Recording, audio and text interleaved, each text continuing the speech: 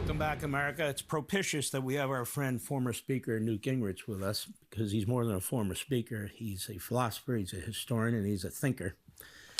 And he's written about, in the past, this whole issue of judicial tyranny. Newt Gingrich, tyranny takes many forms, as you know. It can be a single dictator. It can be the tyranny of the legislature. It can be tyranny of the judiciary. And I know our Democrat friends, who are, in many respects, the party of tyranny, they just want power, and they want it any way they can get it. And so they ram through these district court nominees when they have a majority because they're radical, because they don't respect separation of powers. A few years back, you did a white paper on this. You had some very important, I think, ideas on how to rein in an out-of-control federal judiciary. Can you share some of that with us? Sure. I think you have to start with two realities from the revolutionary period. The first was that after no taxation without representation, excuse me, the number one issue was judges. Jefferson and others clearly believed that the royalist judges were there to implement the will of the king, not to provide justice. And so there was a very deep hostility to the idea of the judges being able to lord it over everyday folks. And in fact, if you read the Federalist Papers, which are the primary introduction to what does the Constitution mean, they make it very clear. They believe the legislative branch and the executive branch are much more powerful than the judicial for a practical reason. The Congress and the president together can simply abolish judges. And it's only with Marbury versus Madison, which is totally dishonest in how it's currently portrayed. In Marbury versus Madison, Marshall understands that if he doesn't go down a very careful line, Jefferson will abolish the court. And so he has a very convoluted reasoning that he knows will make Jefferson relatively happy while asserting that the court can make this decision. Lawyers ever since have dramatically expanded the meaning of Marbury versus Madison and have ignored the reality that the judicial acts of 1801 and 1802 indicated total dominance of the legislative and executive branches over the courts because they can abolish them. So you start from that background and you realize that where we are today is that the last castle of left-wing nuttism are these district judges and one or two Supreme Court judges. And that what they're doing is a fundamental assault on the constitutional order. If the American people elect a president, and as we've just seen in the last couple of days, elect a House and Senate who are in agreement about things, it's very dangerous for the judges to interpose themselves between the people's elected officials and their own personal judgments. And so what you're seeing right now is sort of it's the equivalent to the people who occupied Trump Tower this week or the people who occupied Columbia. These are out of control, totally unconstitutional behaviors by left-wing radicals who, frankly, ought to face the prospect, one, of being impeached for failure to follow the Constitution, two, potentially having their entire court abolished, which could be done at any level and was done in the past. And so I don't think that the American people should accept judges as dictators, and that's why the quote you had, I thought your monologue was brilliant, and your quote earlier from Jefferson. Jefferson thought it was crazy to think that judges could decide things. They weren't elected, and they would truly be a dictatorship, and the people would have no voice.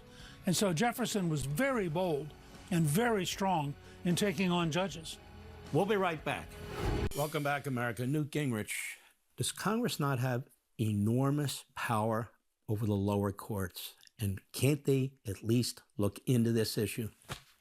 Sure, they look to have several kinds of power. First of all, though, the House and Senate Judiciary Committees should have two kinds of hearings. One, they should have sort of intellectual hearings, bring in smart people, legal scholars, lay out the case that the Founding Fathers never wanted to have these kind of radical judges seeking to interpose themselves between the elected officials of the American people and their own whacked-out left-wing views.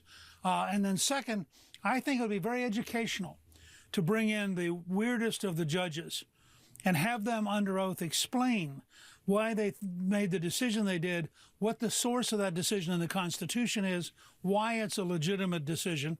And I think these judges would look really bad, and you'd begin to understand that they really represent a radical worldview with no constitutional basis. And then I think the Congress ought to look at two possible steps immediately. One, to either impeach certain judges or abolish their court. And two, to look seriously at the budget of the judicial system of the United States and simply cut it dramatically.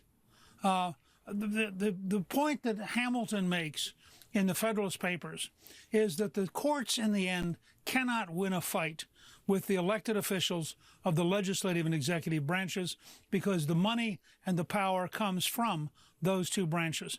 These judges, I think, are in grave danger. This is a test, as Lincoln said at Gettysburg, of whether this system or any system so conceived can long endure. I mean, if the American people are electing the people they want, and they've given the Republicans the House, the Senate, and the White House, if they can't then enforce their views and they can't represent the American people, then our whole system's in trouble. And at the America's New Majority Project, we just did a poll last week. 81% of the American people believe the federal government's corrupt. 81%. This is an enormous danger to the survival of freedom when you have 8 out of every 10 Americans believing that the core system is corrupt. The House and the Senate have an obligation to bring these judges in, to interrogate them, to understand the normal constitutional boundaries, to look at the historic precedent, and then, if necessary, just abolish their courts and cut them out of the game, or cease paying for them, so that they just sit there and they can't do anything. But the current situation, and you were exactly right in your opening, the current situation is intolerable, and it is a direct threat to the system of self-government that is at the core of the American model.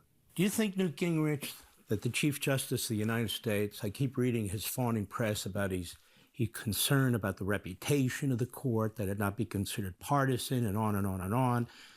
He's a regular reader of Thomas Friedman, his dear friend, and you know that whole social circle in Washington, D.C. that works on these justices and so forth. Do you think he's actually capable of helping to preserve what is truly supposed to be a nonpartisan judiciary? I mean, he took a pass. A couple of weeks ago, he took a pass on one of the worst cases I can ever think of, where a local judge orders the President of the United States to make foreign payments. He took a pass. Does he think by taking a pass that this is going to go away? Look, I think Roberts is about to confront the great crisis of his life. I mean, if he cares for the Supreme Court's respect among the American people, he has to position himself with the American people. If he positions himself with these radical, weird judges, and he ends up being, and this is the same true, frankly, for Coney Barrett, who so far has been a grave disappointment. They both know better. They both understand history.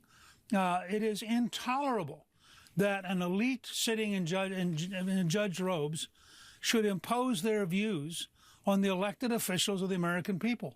And if they're not careful, they're going to have a full-blown rebellion, and they're going to have a profound reordering of the courts, and it is going to lead to very dramatic change. Again, go back and look at Jefferson's presidency. Jefferson was serious, and they knew he was serious.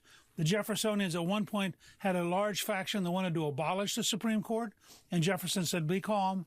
But, Marshall is basically making a decision in a panic, because he understands that as a Federalist, he is not acceptable to the Jeffersonians, and if they want to, they have the raw power to eliminate the judiciary and start over.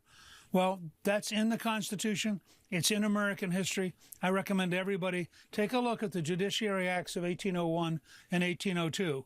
We have the ability, as a people, to insist that judges have respect for the people we elect. And you'll watch the reaction, America, to Newt and me in this discussion, where they're going to say, look, they want to attack an independent judiciary. That would be the same media that's been attacking Clarence Thomas and Sam Alito and Neil Gorsuch, the same media that wants to destroy the Supreme Court. Don't be fooled by these people. They're part of the ruling class. The media, the Democrat Party, the academics, all the same crowd. They want judicial tyranny. Newt Gingrich, thank you, my friend. We appreciate you very much. Right.